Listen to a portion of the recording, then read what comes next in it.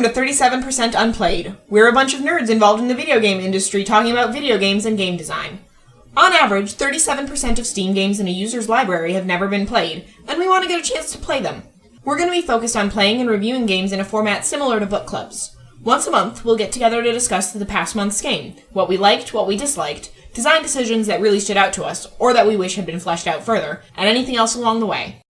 This week on 37% Unplayed, we're going to talk about a game called Earthfall, made and published by Holospark.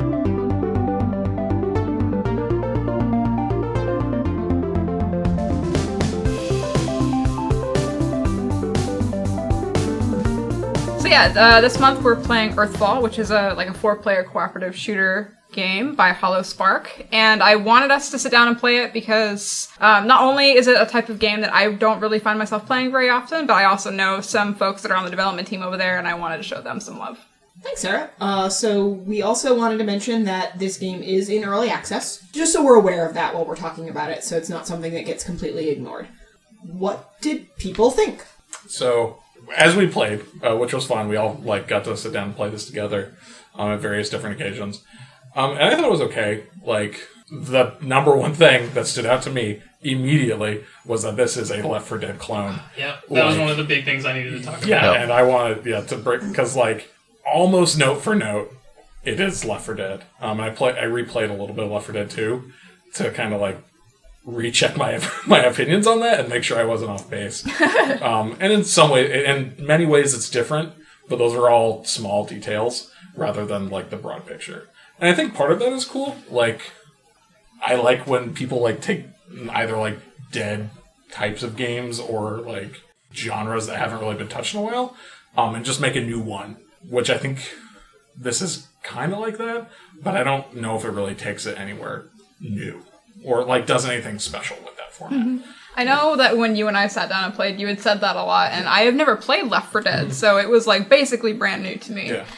Which was very overstimulating and holy shit, I don't play first-person shooters enough because I'm both shooting my teammates and I don't. To be fair, half the time I was shooting my teammates, it was because they got between me and whatever I was shooting at, so I don't feel very bad about it. That's right, Paul. Yeah. Don't stand in front of the Gatling gun. I didn't stand in front of the Gatling gun. I jumped into at the end of the muzzle of the Gatling gun, and all of the bullets just got injected into me.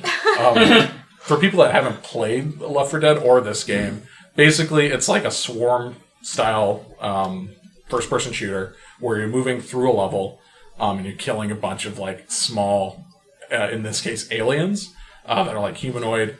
And then there's some special types of aliens that you kill along the way. It's 4 people. Those players can be AI or they can be players that you're playing with online. And you're just trying to get from A to B. You solve little, not puzzles, but environmental challenges to get across the stage.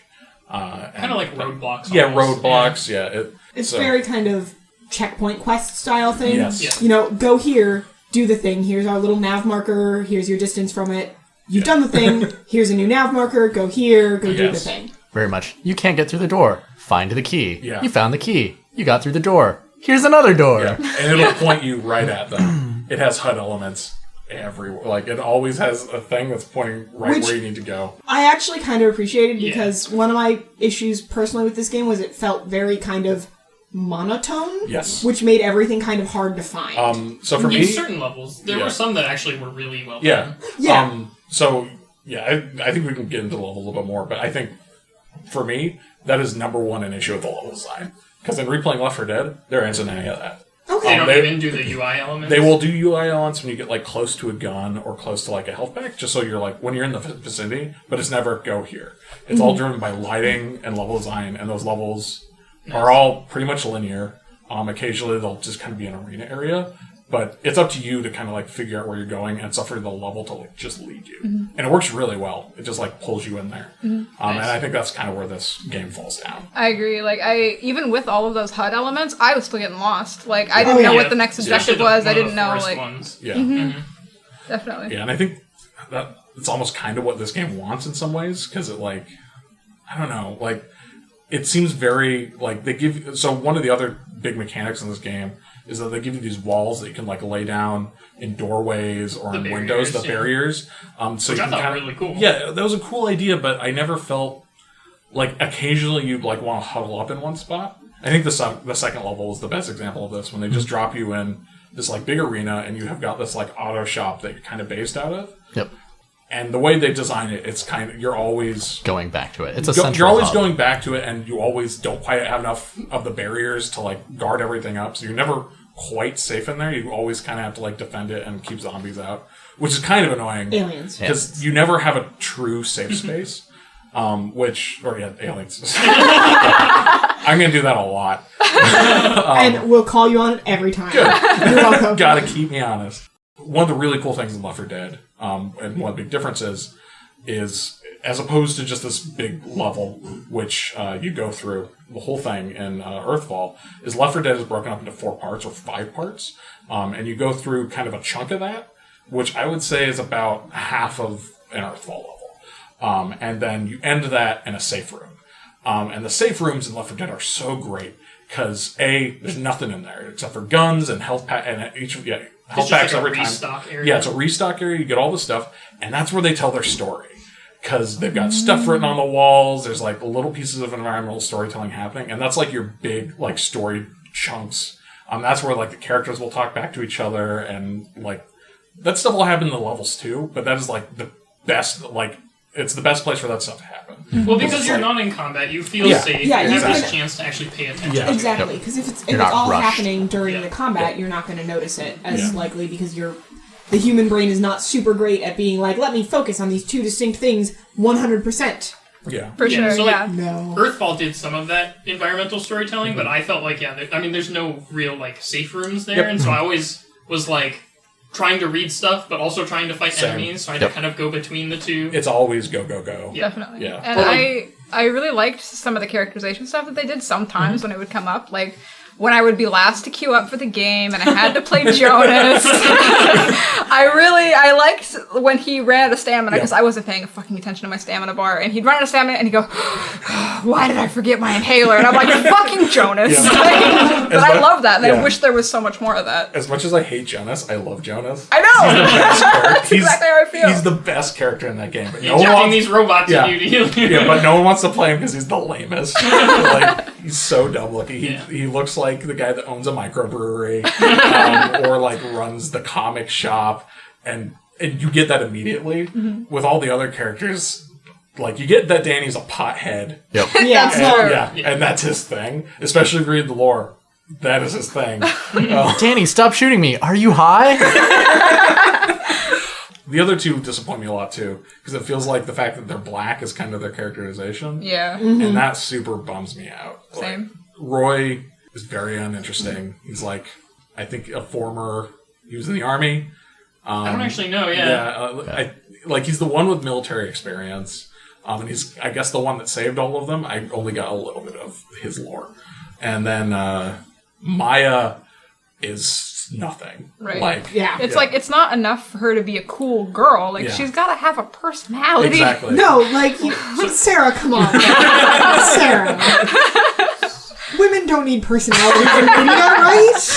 So I'd say that's one of my problems with it too, is that this whole idea of an appendix that's outside the actual game itself. Yeah. I agree. It makes it's the same problem Destiny had. It's like, both of these games might have a really interesting background, an interesting story, an interesting setting, but it's so buried and inaccessible because it's in your menus or somewhere Still don't know else. how to access it, and you guys mentioned it a couple times. I was like, I need to go and do that, and then... Does anyone, besides me, know, like, the basic idea of what the overarching story is? I have no I clue. played through all the levels, Maybe. I have my headcanon for Jonas, and that's it. Let's see if I do. So I haven't read any of the lore, so this is just based off of playing through the levels. So, aliens invaded, and, like, most of humanity, I think, is wiped out? Question mark? And so you are, your ragtag group of survivors going to try and stop the aliens. And I know that you are doing that at least, like, you're getting supplies, I think, to go do, like, a big run against their base, is the impression that I got. That could be. I don't know about the, like, wrap-up of the story, but I sure know about the setup. Okay. so that's... So one of the later levels has you getting some sort of like, I forget what it is, but it's like data or intel or something. You're learning more about transporting. what is happening. Yep. Well, I think it was like some scientists or something found it out, but you need to get that data somewhere else, so you're the ones like carrying it on. That was like the laptop. The way that it felt is that for the first couple of levels, you're trying to meet up with the resistance, and you're getting information along the way. And then I believe in the second chapter that's kind of available, you do meet up with the resistance, and they're doing something with a dam. You're much more heroic Yeah. in the second chapter of this thing. So the way this your like broad strokes are all there, which like is pretty clear. But in the lore, man, do they double down on printers, 3D printers, and how that works in the world, and the pulse, which is when the aliens came down, all the electricity went out, and they like came down in meteors that like got all the major population centers, and that's why everyone is dead. And that's why you always have to power up everything. And that's why you always have to power up everything. And the other big thing is once this happened, every 3D printer got schematics for guns. And that's why guns are available. So I heard part of that gun thing throughout one of the levels, and I took it as they had these 3D printers, but then because the aliens came, someone knew about them, was like, oh, we need to make guns so we can fight That back. is what actually happens. Okay. It is the failsafe that the creators of the 3D printers had in case something went wrong. Yeah, there you go. Well, guys, if my 3D printer starts pumping out a handgun, I guess I know the apocalypse is upon us. Give us a heads up, would you? Damn. The gun section is kind of the grossest thing, because it's just people waxing lyrically about the gun like in question and how it's like their favorite gun or their least favorite gun, and they will talk so much about it. And there's like, this is all text that you there's all text, and this is all just like, it can be like in like 2 or 3 parts that you'll unlock. It's just so gross. Like, it's just people talking the AK-67, it's my baby. I named it this, and it really got me out of this situation. I love the stock. You know what though? Like, if they're gonna do that, fucking lean into it and bring it to the game. Make it ridiculous. Because I feel like right now, like the whole tone, I don't know if it's meant to be like a joke or if they're meant to be playing it straight. Like they should have really leaned into this is like Borderlands really leaned into the fact that it was joke, right? Mm-hmm. I do love that they often refer to the weapons by their like serial, and it's like, okay, I have no idea what you just said that is. Yep. Apparently it's some type of shotgun. Yeah, they have like multiple blah, shotguns, and they have multiple SMGs, so they can't just say, get the shotgun. Well, they can. If they reduced... Well, but like in my experience, rarely did you have in like one area multiple, like in one like weapons cache, multiple different types of shots. Okay, maybe just not good guns. I couldn't feel the difference in using those. That was the other thing I was saying. One of the shotguns is slow fire, but I'm assuming more damage. Another one's almost automatic or semi-automatic. I don't know. Okay, I didn't notice that. Or you like hold it down. If it's anything like Left 4 Dead, they actually do the same amount of damage. One's just an automatic shotgun, and the other one isn't. We clearly know a lot about Then wouldn't the one that fires faster always be better? Yes. Oh. And that's how it is in Left 4 Dead as well. Is there's usually like a tier 1 of your specialty weapons and a tier 2 of your specialty weapons. It's kind of the difference between the basic AK and the fancy AK in that game. Yeah, when Left 4 Dead like gives you weapons, you get like tiny ones at first, and then they slowly give you the better stuff, because it's all about ramping up the difficulty of what's happening. My biggest problem is that none of the gunplay actually felt very good in this game. So I disagree with that. Okay. I liked the shooting, and I think the shooting's better than Left 4 Dual Dead. pistols all the way. That was like a ton of fun. Just be like, I did kind of like the dual pistols. I didn't super love any of the other weapons. Like I didn't hate them. I lied. I didn't like the shotguns. I hated the shotguns, which makes me weak because normally I'm like shotguns, yes, but I didn't love the shotguns. But the other ones I didn't mind. I found myself defaulting to the dual pistol almost constantly unless they gave me a flamethrower. I always did an automatic gun, just because that was like the quicker gun, and I could be far away. But the thing that felt best to me in this game was shooting a thing's head off, because it was just like bam, plop, and you get a good sound effect, and then you get an effect of their head plopping. And that felt so nice. I feel the like sound the effect feedback was really good with the guns in general. Like, 'cause it's like you said, I mean, I noticed that the bigger guys, I don't remember what any of the creatures are called, so... I know, despite the fact that they always yelled it, I'm like, I don't remember. I remember Thresher, Beast, Enrager. Thresher, Blackout. Enrager, Blackout, and... What's the one that takes you away? I was just gonna ask. Whiplash. Whiplash. Yeah. But like they were like the bigger grunts with the weird like, Open head. like diamond-shaped heads. Oh, yeah, I know what you're talking But you could shoot off bits Yep. of their heads before you shot off their heads, and I'm Yeah. like, I like that. Yeah. And you could like shoot off limbs and stuff, and I'm like, yes, this is good. Well, even like the beast, like as you are shooting it, like it's physically taking damage. Like bits of it fall off. I believe you. I stayed far away from the beast when it was possible because it was big and looked like it would hurt me. I think the beast had some pretty good design because it was all about circling around back and shooting it. Yeah, Like, and that was it had mechanics. Does to it. that actually do it? Because I didn't Yeah. feel there was great feedback for the whether beast- you were doing for more the beast, I damage to agree. things or not. For the beast and the blackout, especially. Yeah, the blackout Blackout. is zero feedback. Yeah. But like you would shoot the beast as little vents, and I only learned this because I read it in the lore, which was dumb. But you could shoot in the back, and they would make a little bit of a different sound.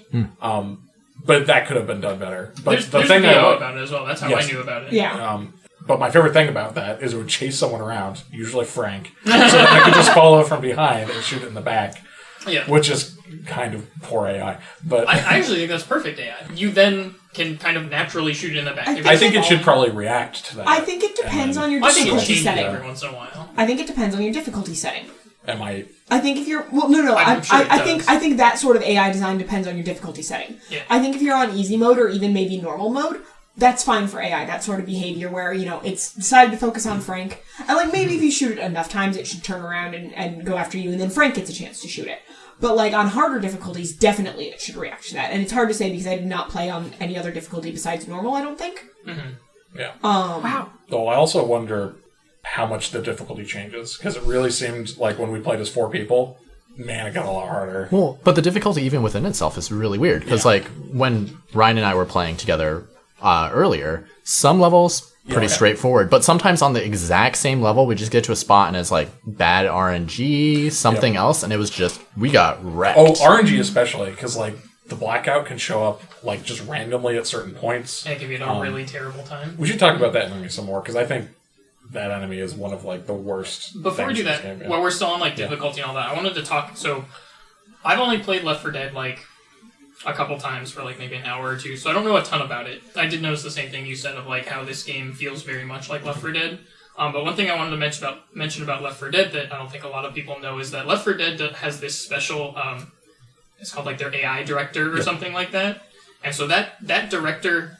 Am I correct? You don't select difficulty in Left 4 Dead? Yeah, so that director handles like how many enemies spawn and what types of enemies and the difficulty and items spawning and even things like pathing throughout levels. Like I've heard that it can actually like adjust where you have to go through the level. So if you're like doing well, it'll make you have to go a lot longer route or whatever. Pathing, I don't know if it does it a ton. I think that's only a little bit, yeah. But it really controls the zombies and. The zombies and the AI, the way they work in Left 4 Dead is so much nicer in this game. Because, like, whenever we run into stuff in this game, we shoot one thing, stuff is just kind of running at us. Like, that's how I felt at least. Like, always, you're just kind of getting stuff running at you. In Left 4 Dead, the zombies really don't, like, they're just kind of there at first. And you can kind of ignore them, you'll shoot them, but they're not, like, just running at you all the time. Until the AI director is like, Time to bump it up a little bit, and then more will come, and then they'll start getting a little bit more aggressive, and then it goes through these like ups and downs, like these climaxes. It's like tension and release. Right?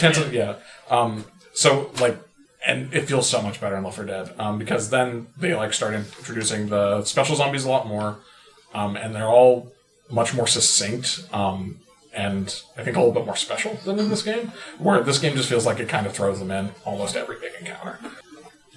So I mean, I was just going to say is like, I feel like this game, because it's competing with Left 4 Dead, and because Left 4 Dead is, again, I haven't played it much, but I've heard that it's like really polished and it feels nice and all that I feel like they kind of need to do something to like distance themselves from Left 4 Dead, to do something different, to change things up. Back on going back to Left 4 Dead, the immediate difference I noticed was that the gunplay felt so much better. Like, Left 4 Dead feels dated as far as just like shooting and like getting reactions out of things. How old is Left 4 Dead now? Oh, 10 I think 10 years, yeah. So it is a while. It's a like, and it's very much the Valve game in the way it like shoots and feels. Oh, is that why there isn't another one? Like anytime recently? Well, that's why they have two, but not a third. Very much so. But yeah, I feel like this game isn't really necessarily competing with Left 4 Dead, because I think the fan base of that is really low. died. Yeah, it's. I think it's more just trying to be thing. another one and like give you that feeling again and like connect with a fan base that's kind of left that game. Mm-hmm. Gotcha. I do think your point about difficulty was kind of interesting. Did anyone else play it solo at all? Yep. I did. I couldn't. I couldn't. Why? Because I get so stressed. Oh, I'm sorry. You can up the AI. You can say, okay, I want to play on easy and have my AI be sweet. amazing. Oh, well, that's good to know. Then I'll just feel bad about shooting really good AI.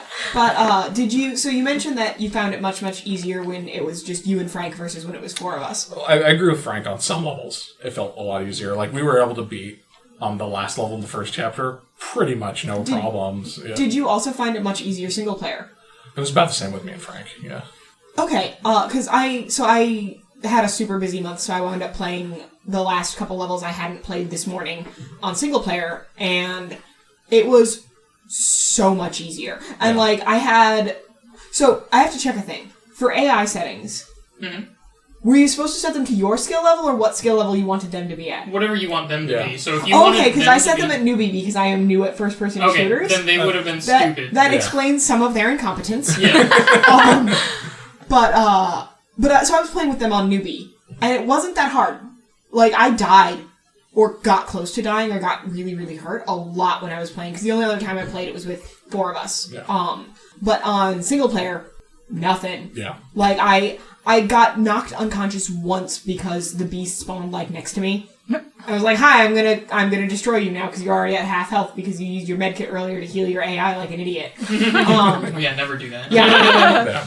But other than that, I played through 3 levels this morning with just smooth sailing the whole way. It was super easy. The AI are definitely... I played with them on a little bit, not newbie, just to see, how good they would be, and at least, they'd get ridiculously good if you put them at the higher skill. They also hope so. They also never shoot you, no matter what. They probably completely prevent that. Is there an option to turn off friendly fire? No. I wish there... Actually, that's something I wanted to talk about, too, is... Actually, never mind. That's completely tangential. Okay, that's fine. But yes, I shot people a lot, too. Yep. Hey. I'm sorry, if I have a flamethrower out and I'm lighting aliens on fire, and you walk between me and the aliens... Or a minigun. I don't know what you want me to do about that scenario. Yeah. Even if I ease off, unclick the mouse button, it's just... The fire isn't going to go away. Yeah. That's not how fire works. That's why, I enjoyed running around as melee, because I don't think it necessarily felt good to run around and hit things with axes, but at least I wasn't shooting anybody. See, you're a kinder person than I am. Every time... Don't shoot at me! Maybe you got between me and what I was shooting at. Did you think about that? I felt so bad when people were melee, because then they were just, getting shot all the time, because they were just up there killing things. I was like, no, I accept the fact that I'm a bullet sponge. She made her choice. Or even when someone gets jumped on by a thresher. You shoot, or actually the whiplash was the worst. When anyone got carried away by a whiplash, I was like, I'm sorry, you're gonna get shot. I wasn't certain if they got shot when they were getting shot. Mostly I feel like if they got shot while doing it, they at least don't get to complain about it. At least you're trying to save them, right? It's the Good Samaritan rule. A little talk about the enemies and their design.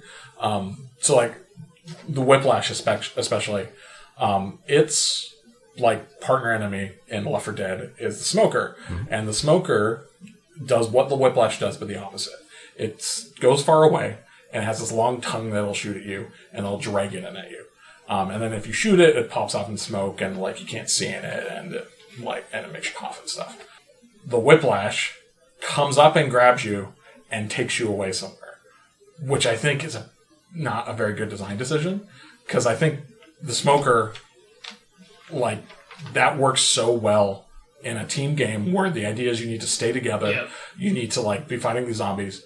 And then this thing comes in and pulls you away, and people have to be like, "Oh, where are they? Where is it?" and shoot at it. That's where the whiplash just like walks in and like walks off with you, and everyone's like, okay, cool, and shoots it, and it's gone. Well, yeah, there's like, one of two things. Either everyone shoots it and it's gone, Yeah. in which case it didn't really do anything other than take your focus away for a Yeah. bit, or it leaves with you and then they can't get back to you. Like, Yeah, exactly. Like you're if dead. if you're away and far away, it's taking you away somewhere and you're gone. But that's the same situation with the smoker. Oh, it except- holds you, you're saying? It doesn't just pull you away. Yeah, the smoker will pull you in. And then act kind of like a thresher. Feed on you, Okay. and yeah. And I think that's just the better route for this kind of game. Because, like, it is away, and it's harder to hit, rather than just, like, charging in. And then getting a crazy speed boost because they're like, oh, well, we decided to design it this way. Yep. So it's really easy to kill when you just see it. So now it goes really fast towards someone, and then slowly walks away. Yeah, I would agree with that. Yeah. Is that the smoker seems to kind of do it better. Yeah.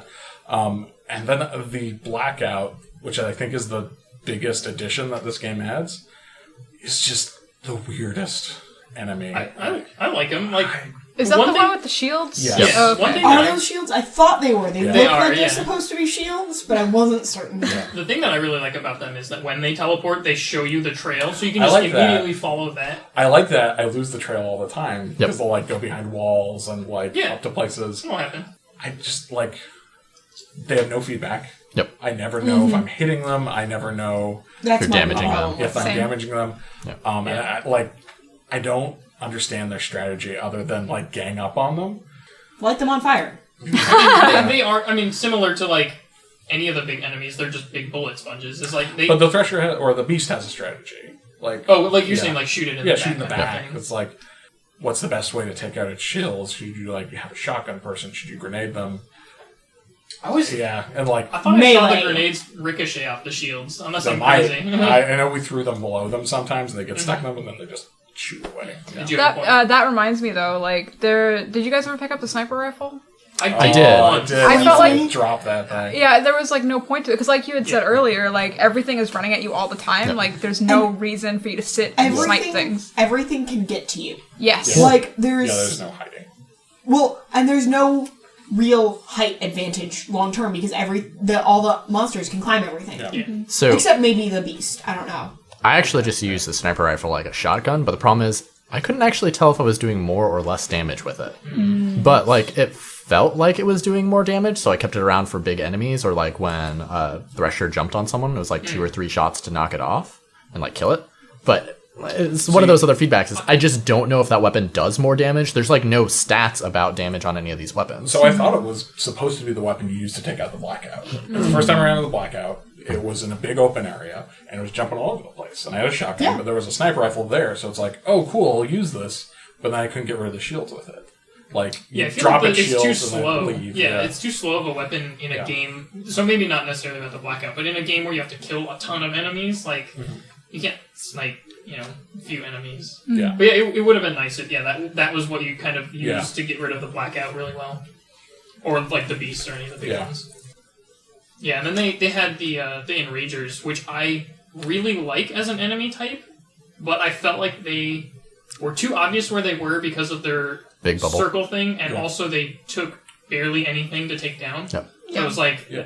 I also really- still have no idea how they work because I don't think it just gives them a buff while they're up. I think it It- gives them I a think bonus, and then even after you Yeah. kill Yes. them, they still have that I think bonus. that's accurate. It's like Yeah. it says you have a permanent buff now Yeah. if you're within this. Well, it puts an effect on the enemy. Yeah. You get all red and Yeah. stuff. Yeah. But Frank is saying like he killed it and then enemies were still red because Yeah. I think that's what it does. I It's thought- It's just permanent. a little bad messaging. Well, I thought, for, like, how does this thing when work? you killed it, it, like, explode and got its rage stuff on the rest of the It does people that. around Yeah, it. that's kind of what I assumed was happening. Okay. I don't know. I never got close to that stuff. But anyway, I felt like they could have made those either tougher or work a little bit differently to Yeah. make them more of a presence. Yeah, it'd be really cool if they were more of like a buffing enemy that was like a big shielded thing that you had to like sneak up and deal with harder zombies. Like, with I it. think- Like, I that'd think be a that good would be- grenade enemy.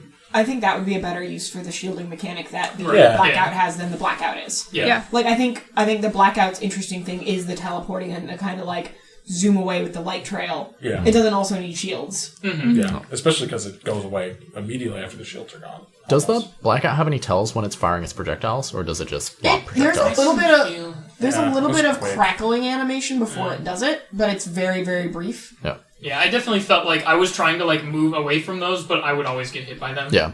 It's also a weird thing with first-person games. It's like I can't quite tell when a projectile is actually going to hit me. Like, is it just in my line of sight, or is it actually going to hit me? I always assume every projectile will hit me. Just in general, not just... In life. It's safer that way. Reduces the number of projectiles that actually hit me. Not by a lot, but a little bit. It's something. When you first brought up design of the aliens, it made me think of a question, which is, you've looked at the lore entry stuff. Do they have pictures in it? Nope. Because one of the things that I really wish I could have done was look at the designs, and not so much on the little grunt aliens, but on like the Blackout and Beast and the Whiplash. Because like they look like they're the glimpses that I got of them when I wasn't distracted by having to shoot them looked like they were potentially really interesting aesthetic designs.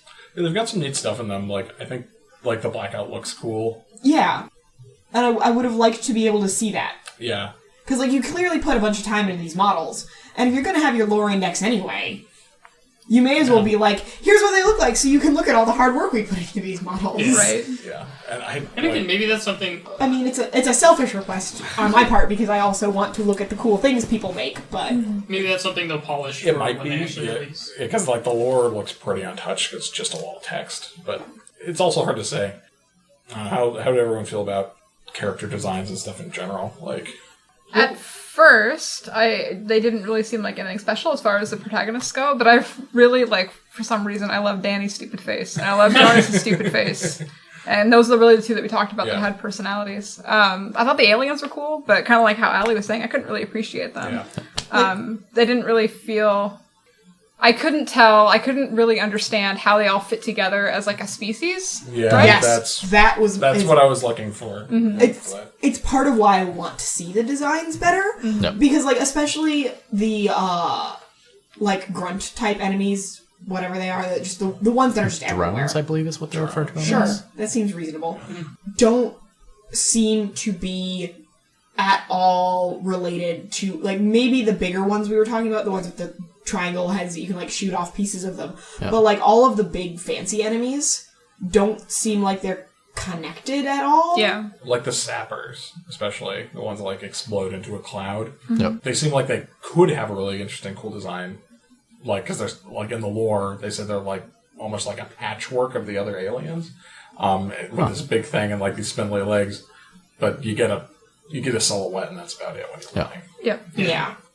I did really like that you could, like, push enemies. Like the sappers, especially when they came close to you and knocked them away. Very specific thing that drove me insane. Pushing is on Q, and that was the worst choice. So, like... You can change it, though, right? You can change it. So what Left 4 Dead does is they've got your just fire button, and then your right click is your push. And they don't have any of the, like, zoom in function. They don't have any iron sights? Yeah, they don't have any iron sights. Probably because of... I think would have made this game so much better, because that pushing, I think, is such, like, an important mechanic. Yep. Yeah. Because things get close to you, you're slowed down when they're touching you. So then you have to, like, switch and hit Q, and it feels weird. Like, I doesn't feel rebound like it to it's center mouse button just to Okay, deal with that, because that's what I do for all my melee abilities Yeah. in any FPS I'm on. I probably should have switched it to F, which I normally use, but it felt so weird. Like, I felt like I had not enough control over what I was doing. That was something I was going to mention about, we were talking about, we constantly shoot each other, and one of the biggest issues with that is I felt like you could walk through people, and so, like, if they're shooting someone and then someone walks through, there's literally someone right in front of you that you didn't see before, now you're shooting them. Oh, yeah. That's a good point. Yeah. And I thought it would be cool if they made it so you can't walk through people. Yeah. And then you'd be like, well, wait, then you'd have some issues in, like, tight corridors. But they could use the push mechanic where you could, like, kind of subtly push your friends. That just sounds like the sort of thing I 100... Like, no sarcasm here. I 100% love having that sort of thing in a multiplayer game. Because part of the fun of playing a multiplayer with your friends is fucking with your friends. Yes. And also, Like- it's another opportunity for the characters to say shitty things to each other. Yes. Don't push me, I'm walking here. Like, fucking Jonas! Always with the push and Paul knows exactly the benefit of that. As I slowly push him off the tower in Destiny when he's in option menus or something. That's the worst. That's one of the best things about Destiny. It is. That and the dance. Like... And especially with Allie, who didn't have a mic, yeah. so she just sat there and couldn't talk back. You could just go up in her face and be like, "What are you doing, Allie? Shit? Too bad." I also wonder if the Whiplash was tilted to go after Jonas a lot more. I fucking Because feel that almost way. every time, You he was feel targeted? yeah, almost every time, just goes carrying off Jonas. Bye, Jonas. Sarah, maybe it just hated you. Yeah, Maybe, I think it has maybe. to do with locations of the individuals. I want to believe that. It was every time I played single player, it was always Jonas. Okay. Jonas is just more tasty looking. It was when I was playing today. It was like always Roy. Okay. It's probably just coincidence, but it felt weighted. Maybe you just keep leaving Jonas behind, Ryan. Hey, he's got to keep man. up. He can't. He's out of shape. He forgot his inhaler, Ryan. Come on, why are you so insensitive? I would be the Jonas, and if the call was real. I too would be the Jonas. That was real. We would all be the Jonas. This is true. Hey, speak for yourself. We would all be the Jonas. I don't think I would be the Jonas. Okay. Joanna, maybe? I am in decent shape. Okay. Like, For I don't running? I don't think. Oh, I mean, I hate running. Yeah, right. I'm capable of it. I don't need an inhaler for it. I wouldn't want to run from aliens, is what I'm Oh, saying. I wouldn't run at all. I would totally let the aliens just kill me running. Hey, Frank, I wanted to know if this game is classified as a horror game in your eyes. I don't think so. Like, Oh, yeah? even when stuff just shows up, there's like no good jump scares or anything like that. So horror games means jump scares to you. That's I take my a lot of least. issue with that. That's my least favorite type of horror game. On the other hand, if that's what he doesn't like about horror games, man, does that broaden our Exactly, options. right? Yes. Now we've got choices. But it also didn't have any atmospheric horror either. Like, and there wasn't any particular good mood lighting for. There were a lot of times when they had like really dark areas, and then there were guys that come out. But just There are because an no- area is dark doesn't Yeah. mean it's atmospherically It's scary. It's I would a dark argue room. it's an action game, not a horror game. In the same way you can have an action movie about an alien invasion, or you can have a horror movie about an alien invasion. But even where Gotcha. even though it's an action game, there are no set pieces, horror or action or otherwise. Like, there's nothing like big and fancy and like thought out that like draws your attention and like feels really exciting. Agreed. Sorry, go ahead. Likely because it's early access and they block out a Oh, lot of the I totally illustrations. disagree. Really? I totally You think so? disagree. Yeah. I don't know, it It's the feels way like that- it's really close, right? Like, I don't know Yeah, how much more they could exactly. add. I assume at this point, like, based off of what I played, I assume that the early access is mostly just because not all the levels are out. Yeah. Yeah. Like, I would assume that if they're going to do the kind of big set pieces that you're talking about, they'd be at the end of the chapters. That's Right. what I meant. Exactly. I think they would be at the end of the chapters or in just the middle of the chapters, or like they would have interesting pieces of like level design planned out. Like the levels we played, those are pretty much finished. Yep. Like maybe they could move some stuff around, but like the art assets are in place. Like that stuff is in there. It's so expensive and heavy to change any of This that. very much feels like in Yeah. a kind of 11th hour. Yeah, They're exactly. pretty much done. All they're doing is propagating new levels. Yeah. What was everyone's favorite levels? Because I think this game, while it had some poor level design, had some really cool level design in it. So my favorite was, and maybe this is kind of like a almost Stockholm syndrome thing because we played it so much. But You gotta say data center. is that the underground? Yeah. Yeah, data center. There we go. Love that one. Data center's good. There are some really good spots to do the corner railing exploit. That's probably one of my favorite You things need about to that. explain your corner railing. Okay, so, yeah, that was basically- the thing you did. Yeah, so I found a thing where at any point, I think, where there's two railings that form a right angle, you can jump up on there and stand up there, and the only spot that the aliens can get to you is like, there's like one or maybe two spots right in front of you, so you can only max have like two guys there, and if you jump constantly, it almost seems like they like don't quite go in there. I'm really good at QA, okay? So I found this, and like, I'll just stand on those, jumping and shooting, and like some guys will come to me, and I'll hit them. That's and amazing. in conjunction with that, this was something I wanted to mention too, is, and this goes back to like, I'm a game designer, I know how these things work, is they have certain nodes for where the guys can climb up. And because they only have, like, a few certain spots for those, you basically fire where all the guys are coming up, and you just kill them as they come up. You don't even need accuracy, because it's all the same spot. So Paul's favorite part of the game was all of the exploits. He I had. do, that's something that I do actually enjoy about games. But I really like that level because that was one of the few levels that I felt was designed well, where it kept reused a bunch of content where you'd, like, go to the center hub, then you'd go out to an extra area, then back to the center hub, then out to a new area, then back to the center hub. And I never felt like I was lost in that Yeah. level. I also really liked that was one of the few levels where it felt like turtling was real.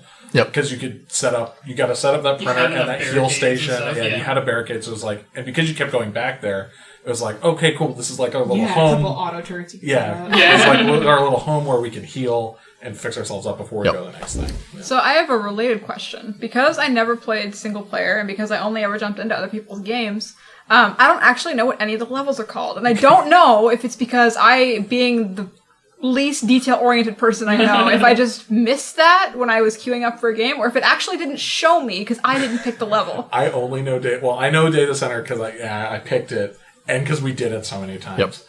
I want to say I know church, but I don't know the church level name because I don't think it's church. Church was actually called Sanctuary. Exactly. So that's why I'm Gotcha. like, I want to call it church, but that's just because it had a church. Yeah, I don't think any of I the mean- level names either. Okay, gotcha. The only one I remember is Sanctuary. So The only one I remember is the orange concrete. That level. That's data center. That's data Yeah. center. Okay, No, I like sorry. that one. The only, It stood the out only to one whose me. name I remember Okay, is Sanctuary. I would be really concerned if I didn't remember any of the levels. I played 3 of them this morning. I think from a design standpoint, I agree with Data Center as the best of the levels. Personally, I liked the last level, the one with the dam, mostly because it's the only level that really gave me any story elements about what was happening. I did feel like that one was the one with heaviest story, yeah. I also felt like that one was like, hey, check out, we're in Washington level. Let's all head on down to the fish hat. The fish, That- That actually also I enjoyed, but that was not why I liked it. Everyone, let's quickly get to the fish hatchery in Skokomish and like Skokomish, and we can see all the campsites that are set up. Let's go to the Let's go to Skokomish Dam, Washington. guys. I also really enjoyed the gas station level. I liked having an actual base kind of hub thing. It felt a little bit more unique, a little bit different than a lot of the other levels. See, I like that that one felt unique, but I felt like that was one of the poorest levels because it tried to do the same thing that Data Center did, but it just Didn't quite pull it it off. didn't quite pull it off. You never like your area never felt safe, Yep. and it was hard to like. You were always just there, and that stupid car. Now it needs a tire. Now it needs this. Well, and just get Why do you motion. check them all at the same time? Moving it was so dumb. Yeah. Like That's actually just going to remind me of, one of my personal pet peeves about this game, which is, so I'm told that this is a thing in Left 4 Dead as well, but it is tied to something a little bit more logical, and that is, what triggers a swarm? And like, in several instances, it's something that I go, yeah, this could cause a loud noise that would attract all of the things in the general vicinity to try and attack you. But in some cases, I'm like, why does this trigger a swarm? What do you mean, sending effectively a data transfer triggers a swarm? Why? They sense the data patterns. I mean, and if that's They can a see the thing, code. Can they sense like electrical impulses like that? Maybe, but also if they turned off all of internet and all of power, how are we transmitting this? 'Cause you turn the power back on. Receiving it. everything you're saying is in the lore. I'm suspecting Thought of it. that it's in the lore. The problem is that's not good enough. It isn't Yeah. good enough. It's really bad. You have to say it somewhere in game. So that's why when you get the stupid electricity grenades, they don't hurt you. There are electricity grenades? There are electricity Are grenades. those the ones that lure them? The when they- arc grenades. Yeah, That's what they're called. They're arc, and I don't think I ever got those. they're rare. Like You can print them in Sanctuary. Yep. I don't think I ever used a printer. And you can print them in Sanctuary Actually, because I did they're like 20. because, like the lore says, they're specially made by that guy that's behind that door in Sanctuary. Who- Because he found out that they are controlled by electrical impulses. I think. Who I hate so Yeah. much because like they try to make you like want to worry about him and Oh, then yeah, he's give him stupid. nowhere near enough personality or anything about him for me to even care that he's trapped behind that door and waiting for his You also team. never hear what he says. Like he says so much, and you're too busy like So I'm getting just like, attacked by yeah, swarms. you sure are here, Yeah. buddy. Sucks to be you. That goes Bye. back to the like safe house type conversation. Yeah, he's like sitting there talking, and then everyone else is saying like, "Here's an AK-67, and here's a healing kit." Nothing- Also, Grenades there's- here. Yeah, grenades here. Here's a Pills billion here. zombies. I love the callouts for aliens. all that stuff, but yeah, not when they're doing other VO Audio, yeah. stuff. Yeah, I also think those callouts are just too frequent. Like I thought they were good, like especially the enemy type callouts. They say- like Thresher. I think those that, are good. Yeah. I think that a lot of the VO problems, like the ambient VO problems I had in this game were tied to the fact that each character only has like 2 lines for each situation. Yep. Mm-hmm. And I'm like, oh my god, I've heard this line 15 times now. And like, I get it. You know, you don't want to have to record a million different variants on, we killed the Whiplash. Totally get it. It's so easy, though. You don't Well, need I'm gonna say It's dead. expensive. Like, we get that it's dead. I guess, yeah, maybe. But like, the number of times that I had to hear those same lines, I'm just like, I don't care anymore. Sorry, I should have said that out loud. I whispered that slightly. I don't care anymore. That's what I'm saying. That really bothered me that it wasn't... Like, just have one of the characters say a throwaway line about, oh yeah, we gotta be careful transmitting data because they're attracted to electrical impulses. Like, I might be like, that's not really how science works, bro. But I will just go, okay, that's your world setting. They acknowledge They could all be land sharks. Yeah, like, exactly. It's very much one of those, like, I am pretty good about suspension of disbelief. Like, if you have one of your characters say a fact about your world, odds are good that unless there's a really, really good reason, and usually that good reason has to be you've broken your own immersion and rules, I will just go, okay, sure. You tell me people can fly in this setting? People can fly in this setting. Like, you have my buy-in in that I am willing to try and pretend that your world is, for all intents and purposes, real for the beings that inhabit it. I'm not going to be like, oh, no, people can't fly, that's not a true thing. But, like, you have to sell me on it. And that sell for me is as simple as they're attracted to electrical impulses. Like, there you go, you've done it, I believe you. And it's actually more, because it is there. They've thought this through. Yeah, it's just not in the game. Exactly.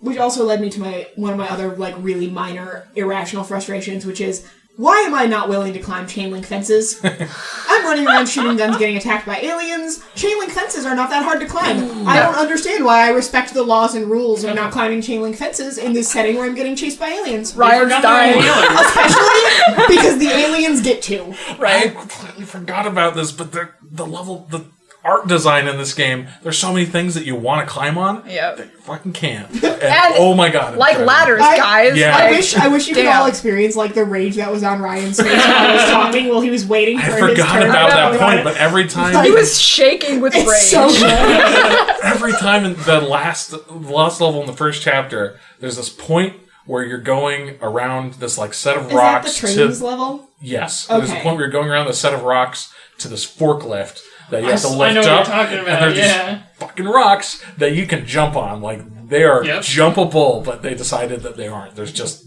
Well, there's you can just collision there, and it You drives jump on you them, crazy. but not over Yes. them. What got me was a similar thing, which is on the first level. You have to try and find an alternate way into like the supply depot area, and if you follow the environment up, there is an area where you should be able to walk around the like edge of the building onto the rooftop and just jump down into it, and you can't. There's just an invisible wall there, and I'm like, just put a fence there. Yeah. Just put a fence there. There's a ton of that. Like in the forest level, there's this one point where like the road is collapsed and it looks like it's going to branch. You can go 2 different directions, but you just can't jump up that way. It drives me Like crazy. I get I get wanting to make your world feel like it's bigger than it is. Yeah, but it's part of level design. Yeah, because but- it's just not... Right. It's pushing you both directions, like, in its design, and it needs to more strongly push you But the Ryan, correct the way. waypoint says it's in the correct way. It Follow sure the does waypoint. fall down on that waypoint. When they take that away, that was so freeing. And the 5th level, it's just gone. And it's like, I don't have to listen to it. And then you get to the end of that level, and then there are 25 waypoints Oh my on God. the screen, and you have to go around and shoot all of the little sacks. Ugh. The options did not carry over from match to match. If you backed out into the menu, you did not get to keep your graphics settings, which my computer is not super powerful. I didn't know because that I, problem. No. I am too cheap to upgrade it. Here's what the problem was, and maybe, unless I'm thinking of this wrong, is there's an apply button. You have to press the actual apply button, and which is in a different location than back. And if you press back, they don't tell you, "Hey, we're not going to save these." I did that once. Okay, And never mind. that was my problem Then once. I don't know. But once it didn't save, and to be fair, I forget if it was just that I exited out of the menu or the exit out of the game. But I know it did not remember them. I think if you exit out of the game, it does not save, which is still bad. Yeah, because when I loaded back in, I was getting terrible frame rates again. Yeah, same thing. Which is, like, it's not a huge deal. It's just one of those things that, I have to do this again. That definitely seems like an early access problem. Yeah, well, that's definitely the sort of thing that is theoretically an easy enough fix to do. Oh, we forgot to save out the config file. Yeah, or we forgot to make sure the config file took this information. Easy enough to fix. It's just one of those things. It's like, oh, really? I have to go change this again? I think we've been pretty negative on this game, but I did have, after playing the levels each 2 or 3 times, I started having fun. Yeah. And I think part of that because we were just all playing together and having a good time. That was one of the first notes. I didn't dislike it. It probably sounds like I do based off of how I sound on this podcast, but that's just I'm a bitter and negative person.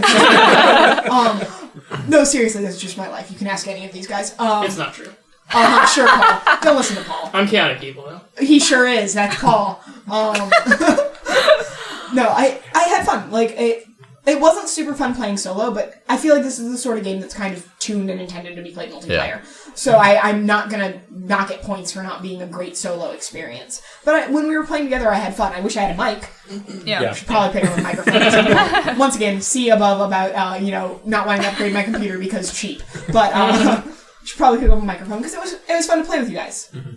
Yeah, I don't typically play games with any of you guys, so it's I'll play games with them. They're friends. Paul doesn't actually like us outside of the podcast. So he doesn't want to all play the time. games with us.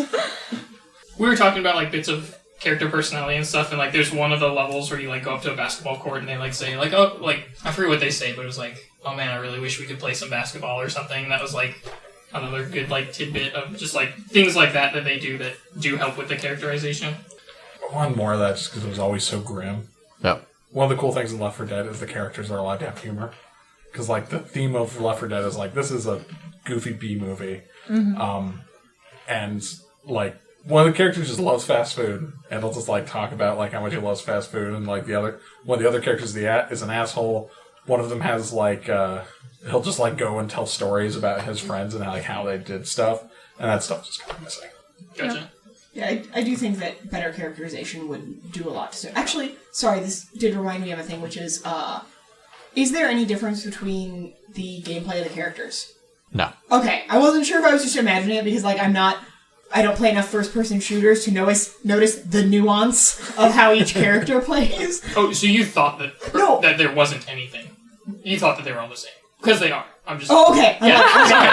Sorry. I thought you were coming... I gave this, horrified deer in the headlights stare as he made it sound no, they're totally different. I thought you were coming at it from the other side of... How did you miss the stat system, Allie? Yeah. Were you not spending your skill points?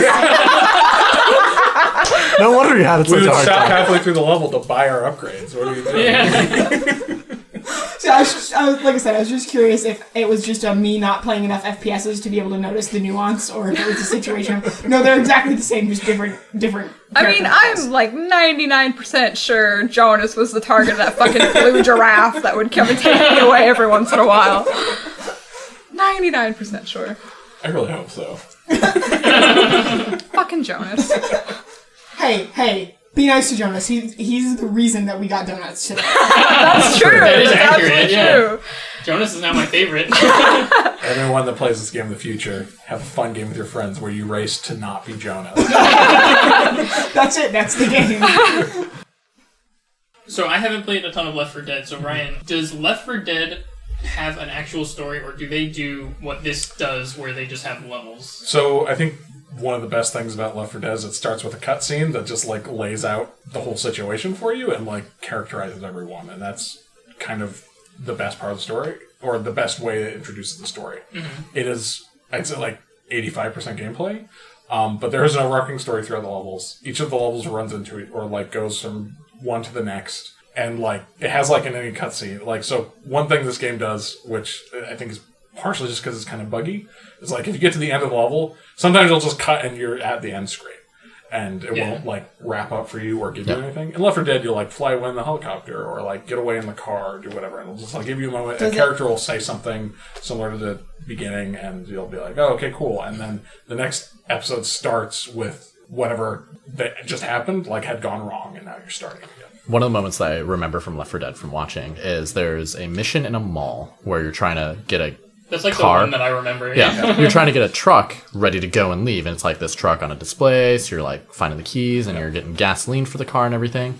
And when you finish that level, the next one begins with that car running out of gas or Yep. breaking down at the beginning of the new level. So it really kind of bookends you into what your next play space is going to be. And each of them goes that way. And this game did feel like that was what they were trying to do.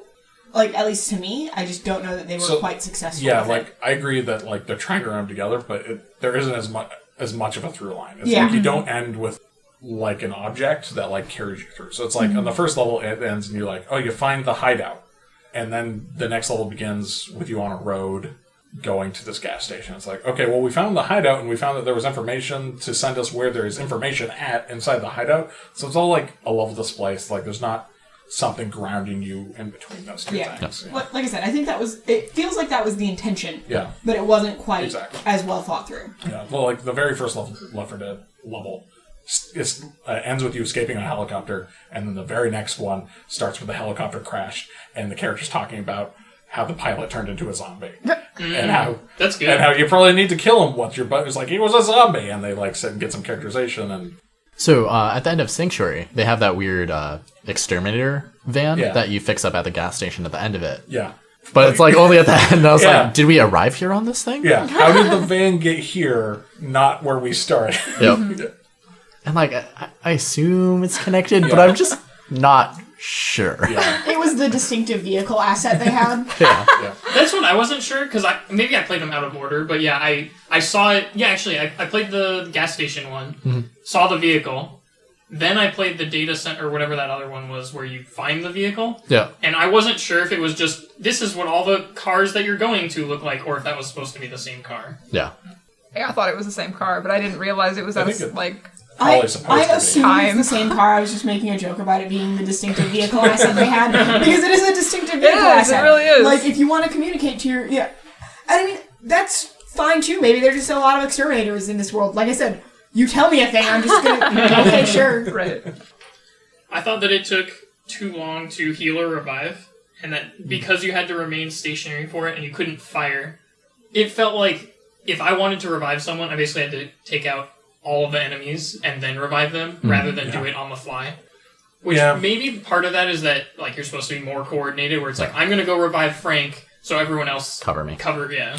I think that's the idea. Coordination I is think for that squares. design We fight on our own in this multiplayer game. Yeah, I definitely think that's the idea, because again, that's 1-for-1 Left 4 Dead. Yeah. I was like, Right. that feels very transplanted from that game. But I think that's like a missed opportunity, because I think, that could have been improved on. Yep. Yeah. I think there's a lot of stuff that they pulled from Left 4 Dead, but I feel like they didn't choose to improve on a lot of it.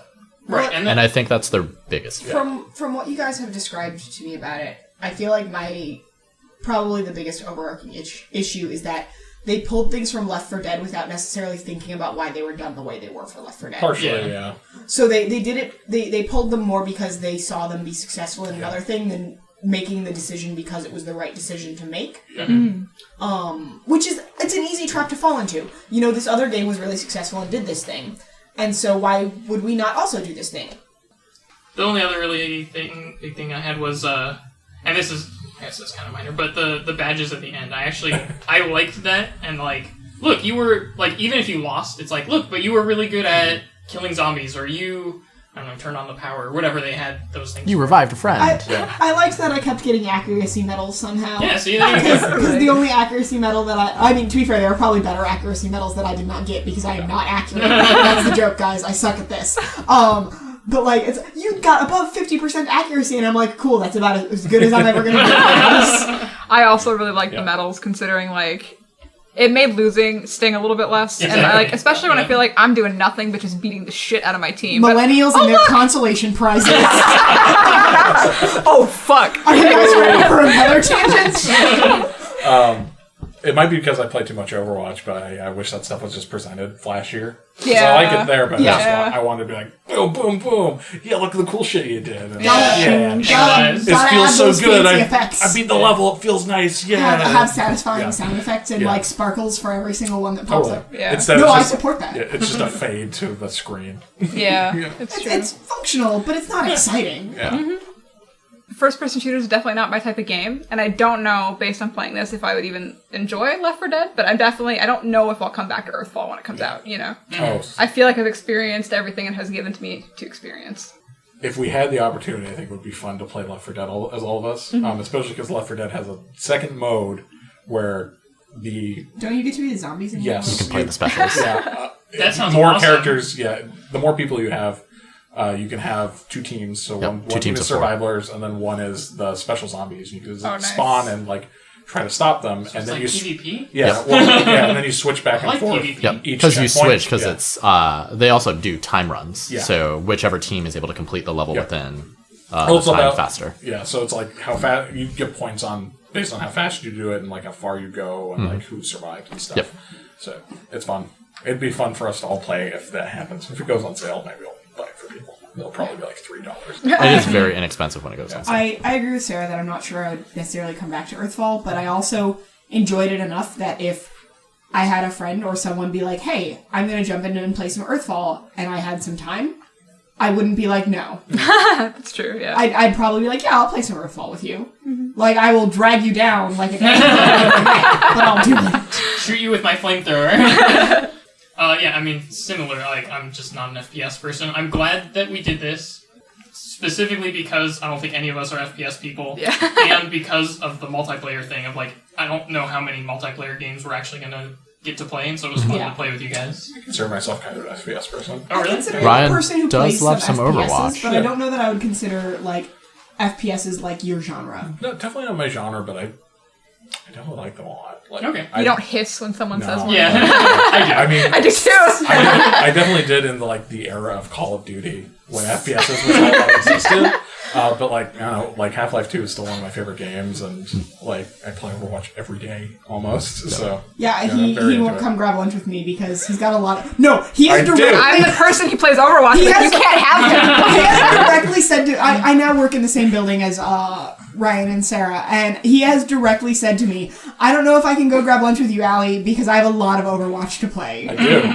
It's true. There's an event coming up. It's true. And that I was, heard. Friendship. and that's probably gonna like count for any month this podcast comes out. Like, whenever you're listening to this, that was probably the one truism. There's an Overwatch event coming up.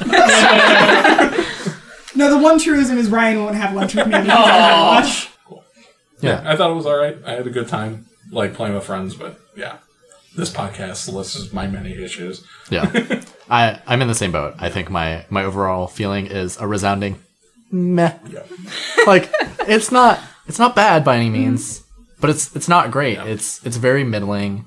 They play it very safe with how they pulled everything from Left 4 Dead. Yeah. And it has the potential to be a really good game that encapsulates the feeling that Left 4 Dead had during its time period and brings it into kind of a modern era where we see a lot of these improvements to design specifically in FPSs, and they drop the ball. So you almost said Overwatch in accident there, but I actually think this is a very good comparison where, and again, Holospark is not Blizzard.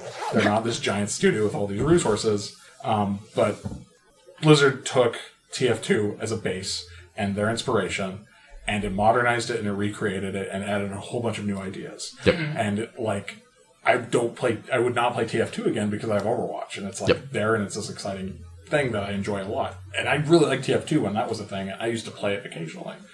This could have been not necessarily an Overwatch to Left 4 Dead, because I just don't think they have the resources to pull that off, which is fine, but it could have taken... Could have been somewhere in part of between. that. Yeah, it could have like done something similar, and it just didn't do it. That goes to what I was saying, of like they should do something to kind of set themselves apart from Left 4 Dead, rather than just say, okay, Left 4 Dead had this, we'll put this in our game.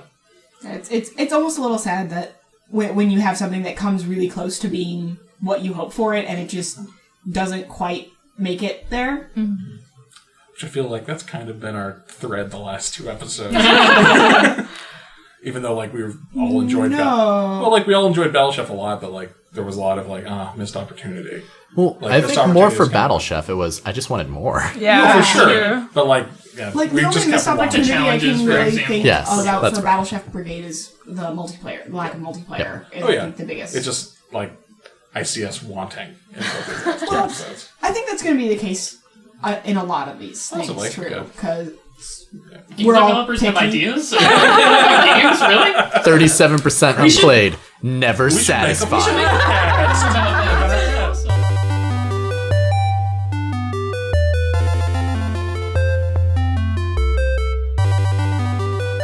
I swear, the only thing I've been doing, like, after work when I'm relaxing is watching, like, the old, like, original Yu-Gi-Oh! Anime dub. That sounds like a recommendation to me. Could you say you recommend the old Yu-Gi-Oh! dub? Hang on, wait a second. I assume not in good conscience. No, unironically, I do. I love it the fuck to pieces. Like, the dub especially. Like, if you watch the Japanese version, it's so boring because they play it so straight, but the dub, no, it's fucking ridiculous. And it accepts that, and it, like, makes fun of itself, and it's hilarious, and I'm on season 5, and I'm, like, 140 episodes in. Sell me on this. How many episodes are there? There's, like, 50 episodes a season. Oh my god. And I'm at the tail end of season 5. Season 5 got amazing, by the way, but recommend it if you haven't seen it in a minute. And you can watch it free online.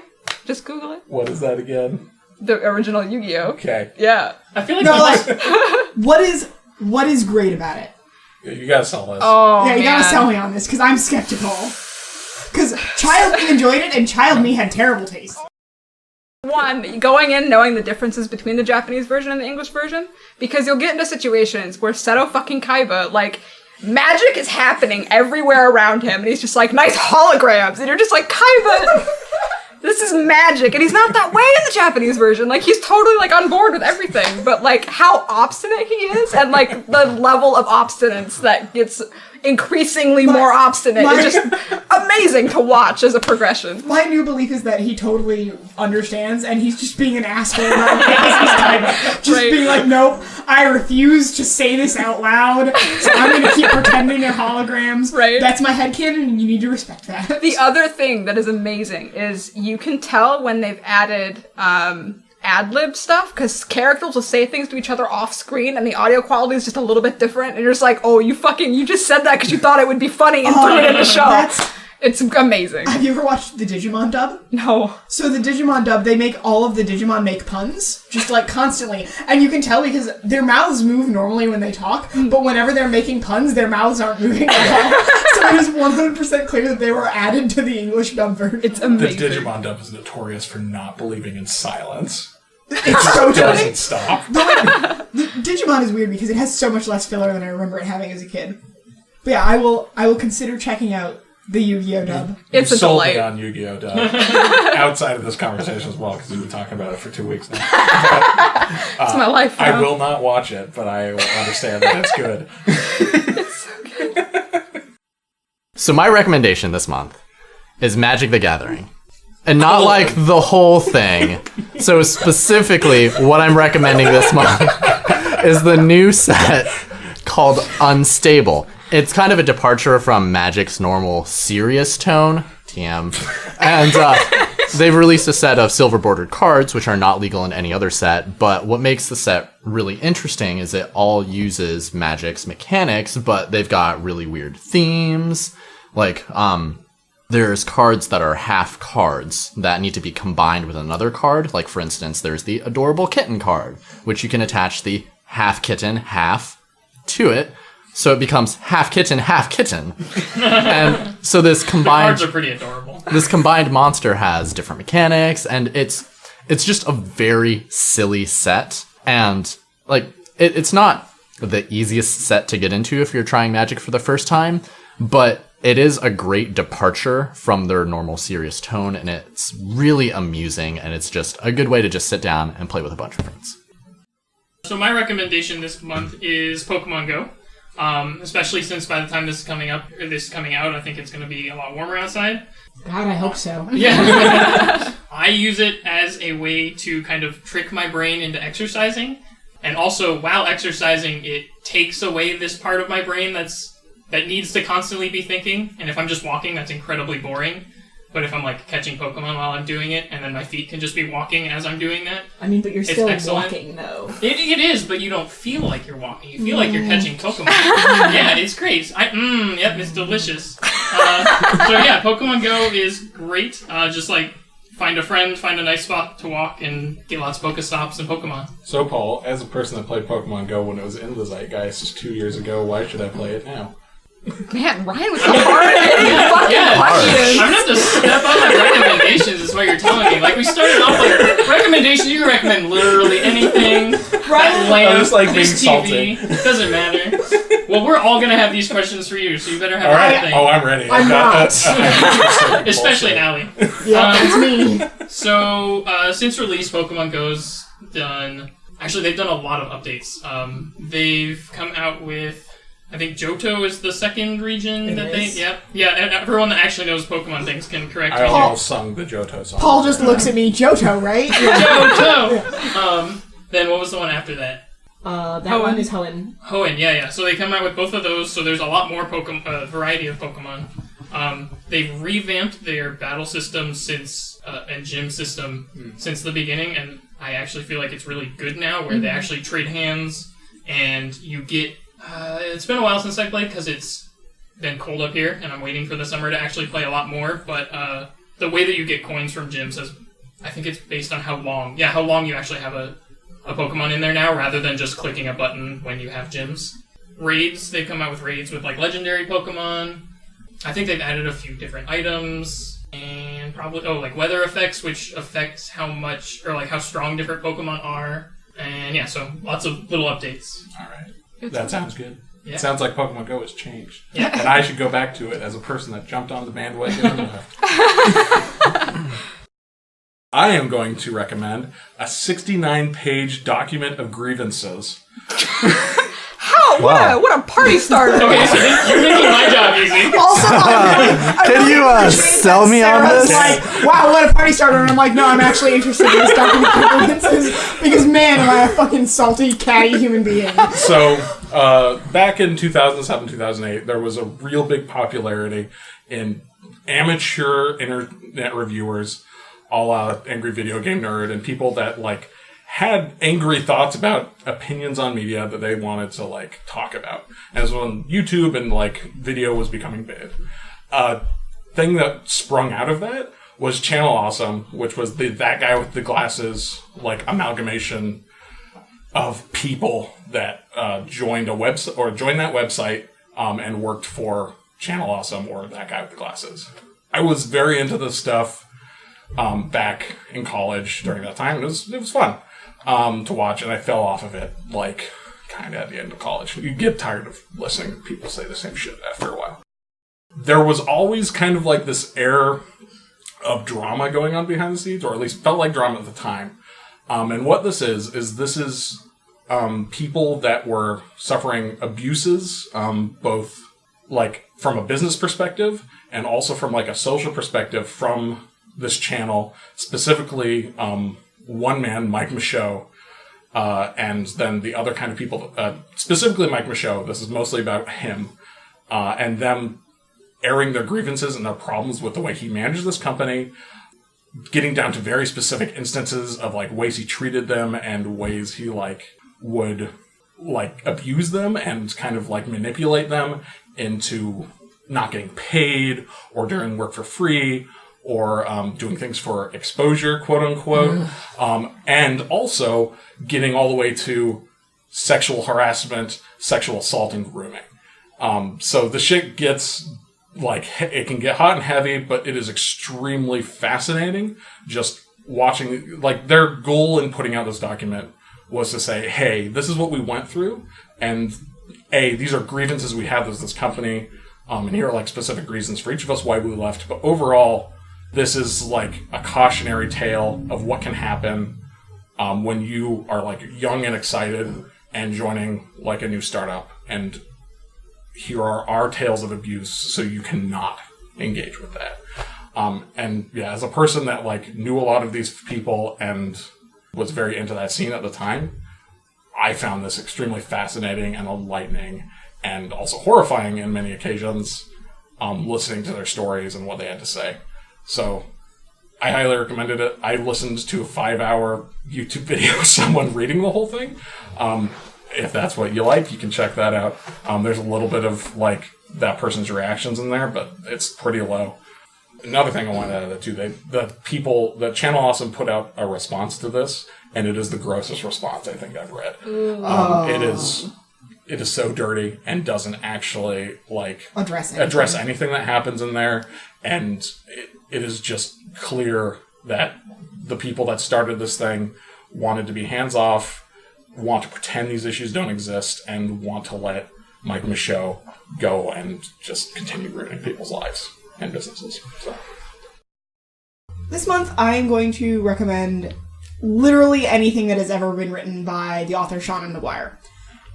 Specifically, I'm going to recommend my favorite, which is Every Heart a Doorway, which is the first book in a series called Wayward Children, and it is about children like Alice from Alice in Wonderland, or the kids from Narnia, and what happens to them when they get back to the real world, and how they cope with that. Oh, wow. It sounds interesting. It's phenomenal. I absolutely love it. I love the characters. I like I said, I recommend anything written by Seanan McGuire or her horror alias Mira Grant. They're all super good. But Every Heart a Doorway, they're novellas, so they're shorter. So for people who might not read a lot, such as our friend Paul, who doesn't like to read.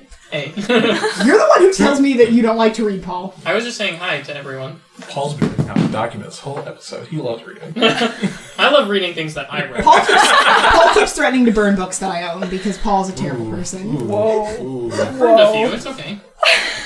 Ooh. Paul's experienced in this sort of thing. Paul. Not doing their contents beyond the fact that they have words on a page and Paul is opposed to words being on a page. I burn these when I'm done with them. Who's the guy that said where they burn books, they burn bodies? I have no idea. Wasn't also Paul, was it? So Every Heart a Doorway specifically is each of the novellas seems to be about a different wayward child, and Every Heart a Doorway is about a young woman who comes back from an underworld where she had been living and she is having to cope with reality, and so she goes to a boarding school for children who have had experiences like hers and gets to meet a bunch of them, and shenanigans happen because that is how basically every piece of media that I like to consume occurs, because I can't tell you too much without spoilers. But yeah, short, it's good, it's probably my favorite book. The sequel, Down Among the Sticks and Bones, is also very good. And I have not yet gotten a chance to read Beneath the Sugar Sky, which is the most recent one, though it is something I'm probably going to read in the next week or so. That's a solid title. Beneath the Sugar Sky? Yeah. That's good. It's about one of the titles. wayward children that's in like a Candyland-esque fantasy world. I mean, that sounds cool, but that's a good title. It is a good title. So it's my turn to suggest a game. When we first all got together, we kind of talked about the different types of games that we would like to kind of play on here. And one of the things that came up a number of times was more Souls-like games. So the game that I'm going to suggest we play is called Titan Souls. Titan Souls is a top-down action-adventure game with lots of bosses, and it takes inspiration from Dark Souls.